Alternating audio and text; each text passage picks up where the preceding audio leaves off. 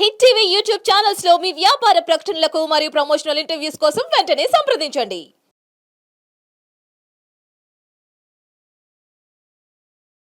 అలా బయలుదేరిన తర్వాత మెల్లిమెల్లిగా ఒక్కొక్క గ్రామం దాటుకుంటూ వెళ్తూ ఉంటారు. కానీ నిరంతరము కూడా ఈ నా వామదేవుడు వెనక్కి తిరిగి చూస్తూ పాండురంగా, పాండురంగా విఠలా నన్ను వదిలి దూరంగా పోతున్నావా అనుకుంటూ మాటిమాటికి నమస్కారం చేసుకుంటూ, ఏడుస్తూ, రోదిస్తూ, కళ్ళమ్మ నీళ్లు పెట్టుకుంటూ, బాధపడిపోతూ, అలౌకికమైనటువంటి బాధను అనుభవిస్తూ ఆయన వెళ్తూ ఉంటే జ్ఞానదేవులు వారు అంటారు, నాయనా ఏమిటయ్యా ఇది, ఈ భ్రమలో ఉన్నావు నువ్వు.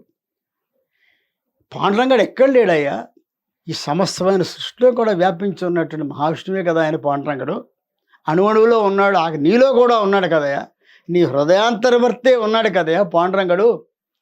నువ్వు ఆ విధంగా నీ హృదయంలో ఉన్నటువంటి పాండురంగాన్ని నువ్వు మనసారా అంతర్ముఖుడిగా కొలుచుకోవచ్చు కదా. రూపమే కావాలా?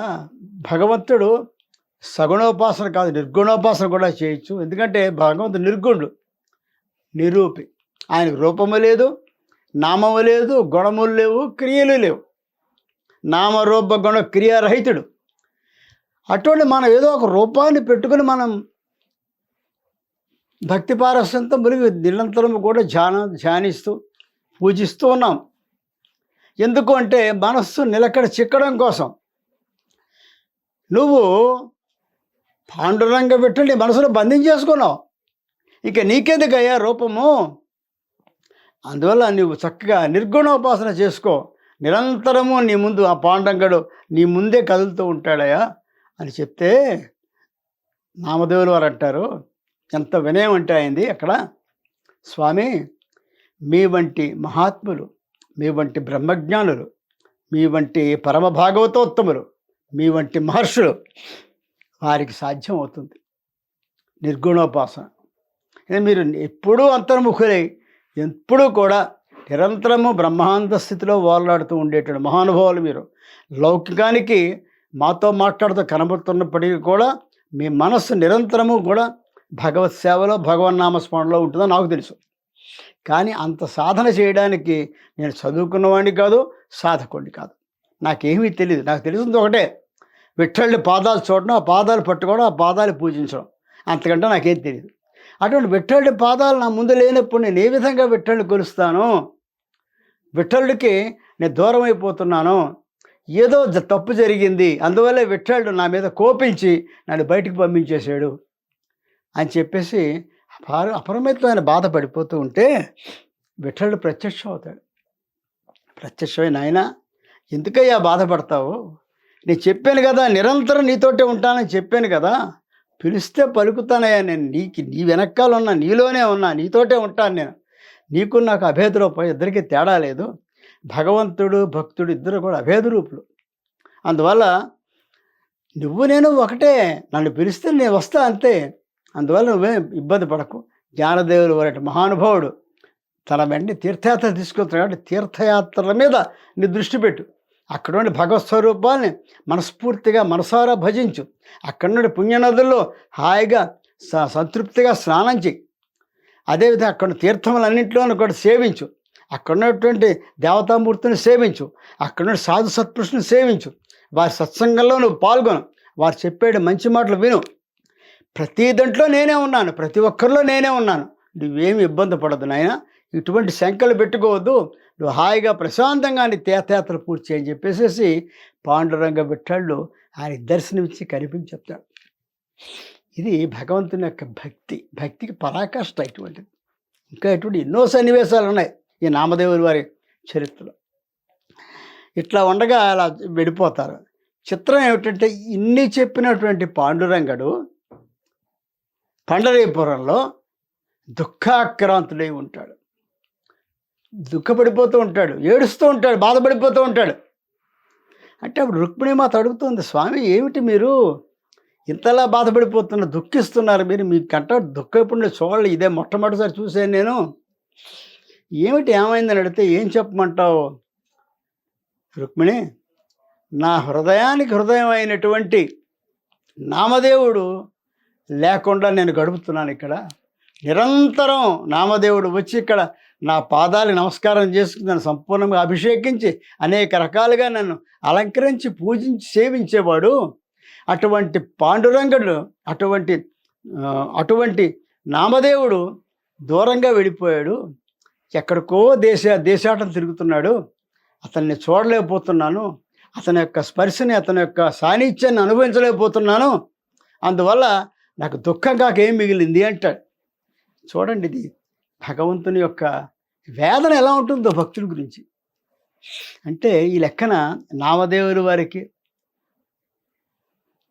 పండరీనాథుడికి, అంటే భగవంతుడికి భక్తికి ఉన్నటువంటి అత్యంత సాన్నిధ్యం అనేటువంటిది ఎంత అద్భుతంగా ఉంటుందో ఈ కథలో మనకు తెలుస్తుంది. భగవంతుడు భక్తుడి కోసం ఏడుస్తున్నాడు, భక్తుడి యొక్క వియోగాన్ని భరించలేక. అది అక్కడ విశేషం. అప్పుడు అమ్మవారు అంటుంది, ఏం స్వామి గొప్పవాడు నువ్వే చెప్పావు కదా, ఆత్మ గుడాకేశ సర్వభూతాశ స్థిత అని, అన్ని జీవుల్లో ఉండేటి హృదయముల్లో నేనే ఉన్నాను అని చెప్పావు కదా. అంతేకాకుండా సర్వస్యంచ అహం హృది సన్నివిష్ట అని కూడా చెప్పావు కదా. అందరి యొక్క మనస్సుల్లో కూడా నేనే ఉన్నానయ్యా, నేనే కొలువే ఉన్నాను అని నువ్వే చెప్పావు కదా భగవద్గీతలోను. మరి అందరి మనసులో నువ్వు ఉన్నప్పుడు నువ్వు నా వామదేవుడి కోసం, ఆయన కోసం బాధపడతావు, నామదేవుడి కోసం బాధపడతావేంటి? ఇది ఎక్కడ బాధ అని అడిగితే శ్రీకృష్ణ పరమాత్మ అంటాడు, నిజమే రుక్మిణి, అన్ని హృదయముల్లో కూడా నేనున్నాను, అన్ని జీవుల్లో నేను ఉన్నాను. కానీ ఇక్కడ విశేషం ఏంటంటే నా హృదయాన్ని వాడు పట్టుకుపోయాడు నామదేవుడికి, నా హృదయం ఎక్కడుంది? ఇది ఎంత అద్భుతమైనటువంటి మాట అంటే పండరీనాథుడు చెప్పింది, అన్ని హృదయాల్లో నేను ఉన్నాను, కానీ నా హృదయాన్ని వాడు పట్టుకుపోయాడు నామదేవుడు. నాకు హృదయమే లేదు, ఇక నేను ఎక్కడ వెతుక్కోను నేను వాడిని. అందుకని నేను బాధపడుతున్నాను. మళ్ళీ నామదేవుడు వచ్చే వరకు కూడా నాకు వియోగం తప్పదు అని పండరీనాథుడు అపారమైనటువంటి దుఃఖంతో చెప్పుకుంటాడు రుక్మిణీదేవికి. అందరి దుఃఖాలు తీర్చేటువంటి భగవంతుడు తన భక్తుడి వియోగాన్ని తట్టుకోలేక బాధపడతాడు. ఇది ఈ పాండురంగ భక్త విజయంలోని పరాకాష్ట. ఇటువంటి భక్త విజయం ఇంకెక్కడ మనకు దొరకదు. పాండురంగడంతటి సున్నితమైనటువంటి, పిలిస్తే పలికేటువంటి అద్భుతమైనటువంటి దేవతా స్వరూపం మళ్ళీ మనకు దొరకదు. మళ్ళీ వెంకటేశ్వర స్వామి వారు పిలిచిన పలికే దైవం, ఆయన కలియుగ దైవం, పిలిస్తే పలుకుతాడు. అలాగే దత్తాత్రేయ స్వామి మనసారా కొలిస్తే నీ వెంటను నడిపిస్తాడు. గూఢాకార శరతి సాహసం వాంఛితం ధాతుకామ అంటాడు, నీ వెనకాలే ఉంటానంటాడు. అసలు భగవంతుని సంపూర్ణముగా నమ్ముకున్న వాడికి అసలు భయాందోళన ఉండవు. ఎప్పుడు ఆయన నీ వెనకాల ఉంటాడు, ఎప్పుడు నీతో పాటే ఉంటాడు, ఎప్పుడు నిరంతరం నీ కాపాడుతూనే ఉంటాడు. నీకేం కావాలో ఆయనే చూసుకుంటాడు. అందుకే భగవంతుడిని మనం వెళ్ళి మన కోరికలు కోరకూడదు. కోరుకున్నవాడికి కోరుకున్నంత. ఏం కోరాలంటే నా కోరికలే ఉంటాయి బాబు, నువ్వే నాకు కావాలి అంతే, అయితే అయిపోయి ఇంకా నువ్వు కావాలంతే, నాకు ఏ వద్దు, నువ్వే కావాలి. అప్పుడు ఏం చేస్తాడు? నీ ఏం కావాలో ఆయన చూస్తాడు. ఆయన ఎప్పుడు ఏది అవసరమో, ఏది ఇస్తే నీకు మంచి జరుగుతుందో అవన్నీ ఆయన ఇచ్చుకుంటూ కూర్చుంటాడు. ఇంకా ఆయన సంపూర్ణంగా నీకు నీ పక్క నుండి, నీ పక్క నిలబడి నేను నడిపిస్తూ, నేను మార్గదర్శిగా ఉండిపోతాడు, నేను నడిపిస్తూ ఉంటాడు. నువ్వే కావాలి, నాకు ఇంకేమవుతుంది, నాకు ఏ కోరిక నాకు లేదు, నాకు నువ్వు కావాలంతే, ఇంకేం అక్కర్లేదు నాకు. ఇది మనం కోరుకోవలసింది భగవంతుడిని. ఈ విధంగా రుక్మిణి మాత సముదాయిస్తుంది. అంటే ఇదంతా ఏంటంటే ఒక జగన్నాటకం. నిజంగా భగవంతుడి బాధపడడం, ఏడవడం ఏంటి అంటే భక్తుల మీద తనకున్నటువంటి ప్రేమాభిమానాలు ఎంత ఉత్కృష్టంగా ఉంటాయో మనకి తెలియజేయడం కోసం భగవంతుడు ఆ విధంగా బాధపడ్డట్టుగా మనకి అనిపించి చేశాడు మనకి. సరే, ఈ విధంగా నామదేవుల వారు జ్ఞానదేవుల వారితో ఎప్పుడైతే పండరీనాథుడు అక్కడ దర్శనమిచ్చి నిరంతరం నీ వెంటనే ఉంటాను నాయన, నువ్వు హాయిగా సుఖంగా నువ్వు మొత్తం తీర్థయాత్రలు చేసిరా అని చెప్పినప్పుడు ఇద్దరు కలిసి తీర్థయాత్రలు చేస్తూ ఉంటారు, వెళ్తూ ఉంటారు. ప్రతి చోట కూడా వీడికి బ్రహ్మరథం పడతారు. అనేక మంది సాధు పురుషులు, అనేక మంది సజ్జనులు, అనేక మంది భక్తులు జ్ఞానదేవుల వారితో పాటు నామదేవులు వచ్చాడు, మహానుభావులు ఇద్దరు వచ్చారని చెప్పేసి వారికి అపురూపమైన సత్కారం చేస్తూ ఉంటారు. ప్రతి చోట కూడా సత్సంగం చేస్తూ హరిని గురించి, పాండురంగడి గురించి, భగవంతుని గురించి అనేకమైనటువంటి ఉపన్యాసాలు ఇస్తూ అందరినీ కూడా భక్తి మార్గంలో మళ్ళిస్తూ ఉంటారు వీళ్ళిద్దరూ కూడా. ఇలా జరుగుతూ ఉండగా ఒక్కసారి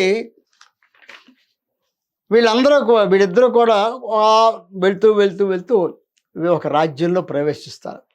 ఆ రాజ్యాన్ని వెళుతున్నటువంటి వాడు ఒక ముస్లిం రాజు, ముసల్మాన్ రాజు. ఆయనకి జ్ఞానదేవుల వారి గురించి, నామదేవుల వారి గురించి తెలిసింది. వాళ్ళిద్దరి గురించి ముందుగానే ఆయనకి సరైన సమాచారం సేకరించాడు. ఇద్దరు కూడా మహాభక్తులని,